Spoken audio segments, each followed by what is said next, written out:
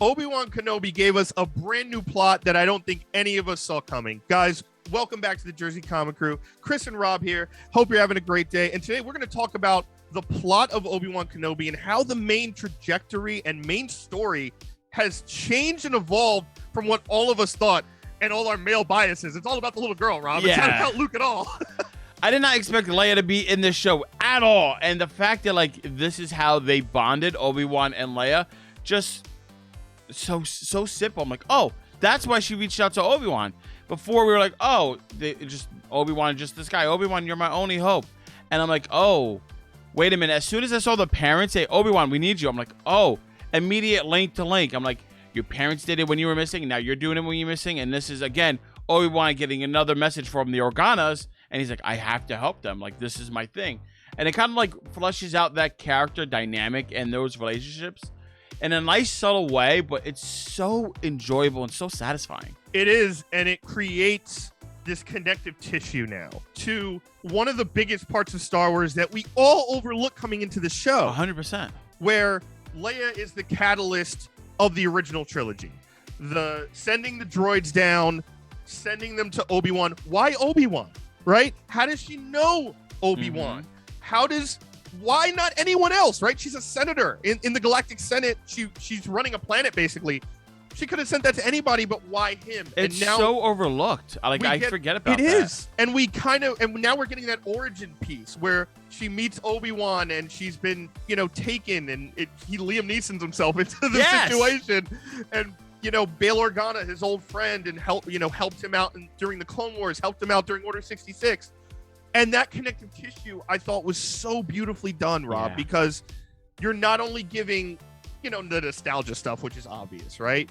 You're making connective tissue points that matter, that make sense, that now you go, oh, I watched New Hope again, and now all of this makes sense. And it's a way you can do it seamlessly with the same actor and have it just so well done. So I love that aspect. And even some of the little intricacies, Rob, like Obi-Wan gives Luke that toy in the middle of the night, right? Like the runaway uncle who you never see.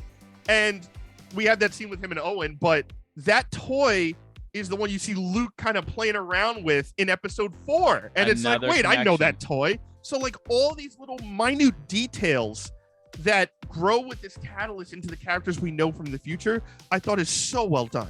Question for you. How old is Leia and Luke in like the Star Wars movies, like episode 4? They are about 18 to 19-ish years old. Okay, and she's like 10 years old. I was thinking, I was like, all right, if this is incident 1, maybe there's another incident. And then she's like, hey, I need you. But realistically, for how smart she is, this 10-year-old going through all this kind of stuff, that's going to be in her back pocket all the time. She's like, oh my God, Obi-Wan is a Jedi. He's still around. He's watching over Luke. Maybe she even knows about Luke. Oh, no, she doesn't know. Because I was going to say maybe she even knows about Luke, but she doesn't. Because obviously the trilogy would not be that way. And there would not be weird, awkward, kiss scene. Yeah, we could have avoided that completely. Yeah. But no, I think there is a connection point with this story, right? This is the most traumatic scenario that Leia's been in her life. Yeah. As we were told in episode 1, she's never left the planet nor the city that she lives in on Alderaan, right? She's kind of just within the castle walls and the forest that she likes to run through until, Flea likes to come in and steal children. So I think this catalyst of like, wow, not only opening her eyes, right? We see that shot where she like walks away from Obi-Wan and there's that giant alien in front of her and that she's just not used to.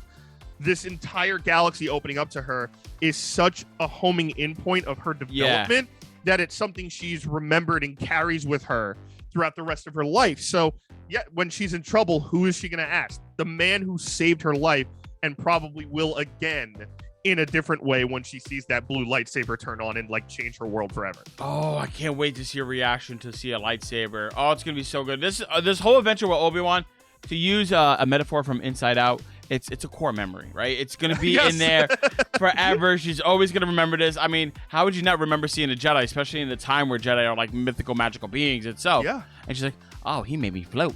He did some cool things with a lightsaber. Make me float. Yeah. Oh, that was so great. That was so good. Make me float. He's like, no, I'm not doing it. She's like, I don't think you're a Jedi. And I'm like, If I was a Jedi, I'd be making people float everywhere. I'd be like, ha, ha, ha. But I would be a terrible Jedi. No, you would be Kumail Nanjiani, just using the magnets and stealing people's money and acting ridiculously. 100%. If I was a Jedi, I'd be him. I'd be like, oh, I will save you now. Put the money in the hand. And he's like, oh, you shouldn't have.